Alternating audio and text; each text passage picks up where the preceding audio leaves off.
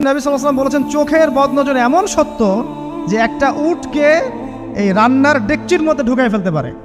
মানে একটা উট খুব সুন্দর ভালো, আপনি দেখছেন মাশাআল্লাহ বলেন নাই, নজর লেগেছে, উটটা মারা গেছে দেন তারপর তাকে জবাই করে খেয়ে ফেলতে হয়েছে।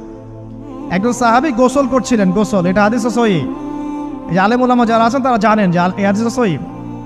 একজন সাহাবী গোসল করছেন, তার গায়ের চামড়াটা খুব সুন্দর ছিল, একদম স্কিনটা অনেক সুন্দর থাকে না এমন কিছু মানুষ।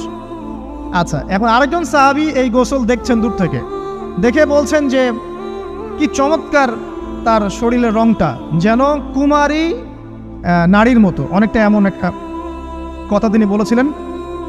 সাথে সাথে এই সাহাবী অজ্ঞান হয়ে পড়ে গেছে। কোন সাহাবী? যিনি গোসল করছিলেন। এটার আপনি কোনো ব্যাখ্যা দিতে পারবেন না, তো এখানে কোনো সায়েন্স দিয়ে বা মেডিকেল সায়েন্স দিয়ে আপনি কোনো ব্যাখ্যা করতে পারবেন না। একটা ব্যাখ্যা দিতে পারেন, কিন্তু কেন সেটা হলো সেটা আপনি অ্যান্সার খুঁজে পাবেন না।